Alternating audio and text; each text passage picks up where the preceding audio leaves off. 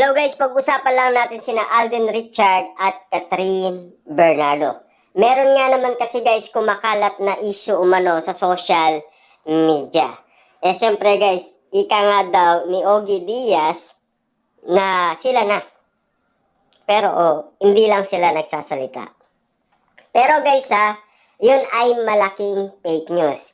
Kasi nilinaw umano guys ni Ogie Diaz na 80% na hindi pa nga siya sure, 'di ba?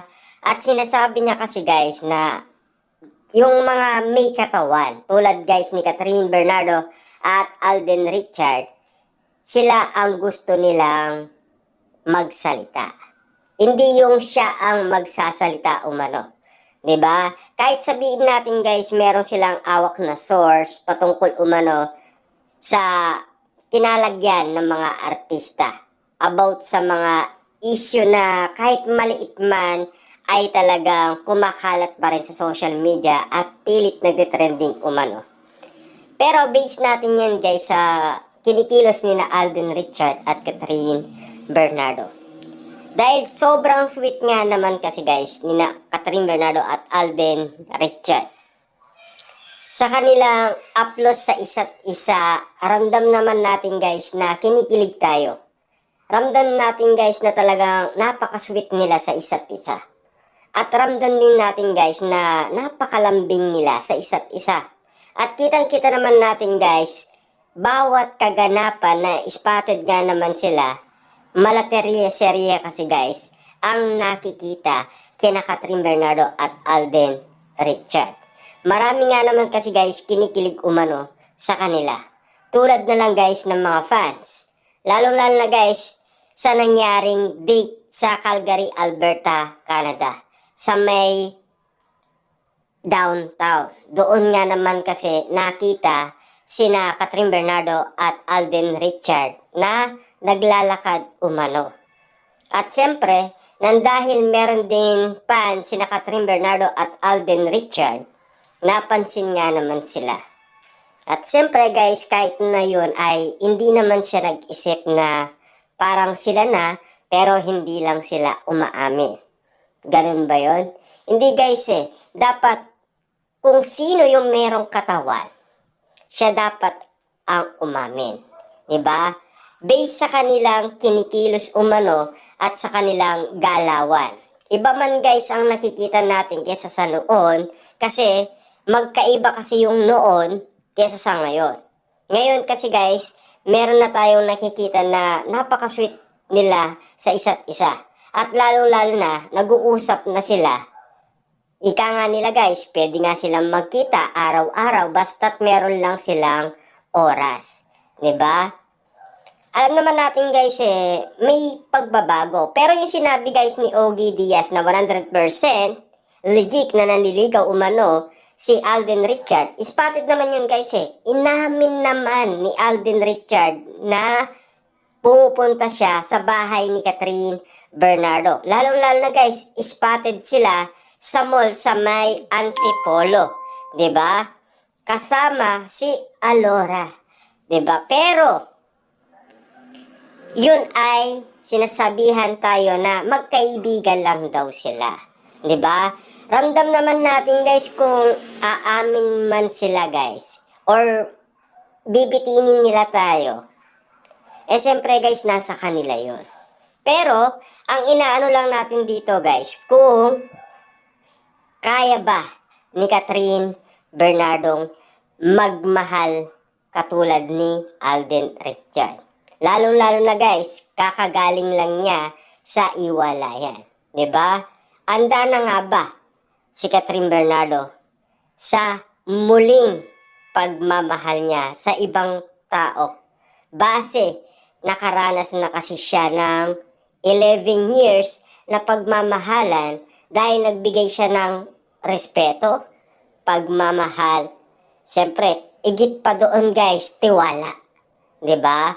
Lalong-lalo na guys, yung loyalty na ibinigay ni Catherine Bernardo sa 11 years na pagsasama nila ni Daniel Padilla, siyempre, akala kasi ng iba, meron forever. 'Di ba? Yun ay malaking ikinagulat guys ng lahat ng tao.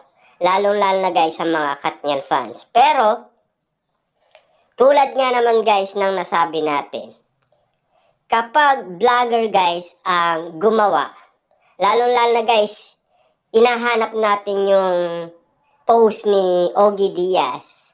Walang ganun guys eh. Diba? Akala kasi ng iba, porket meron silang nakitang Ogie Diaz official, akala nila guys, siya yun. Diba? Kasi guys, marami na kasing gumagamit ng fake. Matagal na. Last 2023. Alam naman natin guys, sikat sila. Pero wag sana nilang idamay pa ang ibang tao para lang sa kanilang gawain. Diba? Ang inaano lang natin dito guys, yung may katawan sana, yun sana ang magsasalita tulad ni Kathryn Bernardo at Alden Richard. Nadudulas man sila guys, alam naman natin may control sila, di ba? Kasi artista nga naman sila. Magaling nga naman sila umacting. Hindi naman magiging best actress, best actor ang dalawang yan kung hindi sila magaling umacting. Tulad na lang guys ni na Daniel Padilla at Kathryn Bernardo. Bago nalaman na sila na more than 5 years pa. 'Di ba? Ang tumagal. Pero ang nakakaalam lang nito guys, Carla Estrada at Mami Min Bernardo. Matagal man nilang tinago guys, pero naalatayan guys ni Vice Ganda. Wala na guys eh. Parang nabuko na si Daniel Padilla. Sinasabi ni Daniel Padilla na meron silang aaminin. Mag-intay lang daw ang mga tao. Ibig sabihin lang guys, kasi sinasabi kasi ni Vice Ganda na parang sila na pero hindi mo na sila aamin. Pero merong aaminin. 'Di ba? Sakat din kasi guys sa nakikita na natin. Dahil marami din na mainit-init ang usapan sa cut din dahil sa mga nangyayari ngayon. Base sa mga kinikilos nila, base sa ginagawa nila. 'Di ba? Alam naman natin guys sa lahat ng nakikita at base sa mga nire-request ng cut din fans tulad ng dati. Kasi ika nga guys ng mga fans, bakit hindi na lang ang cut din ang magkatuluyan? Para si Kathryn Bernardo ay nasa tamang tao na. 'Di ba? Pero guys, sinabi nila yan kay Alden Richard. Kayo na lang daw ni Alden Richard. No comment ang sagot ni Alden Richard.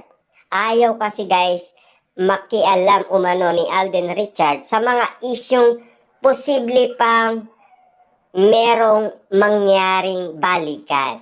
'Di ba?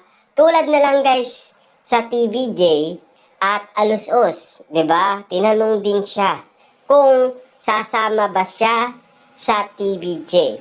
Pero ang pagkakaalam kasi natin guys, si Alden Richard siyempre nasa GMA 7 siya, 'di ba? Awak siya ng management ng GMA 7. Magkaiba ang sitwasyon ni na Tito Vic and Joey. Pero guys, nagbigay pa rin siya ng respeto. 'Di ba? Maraming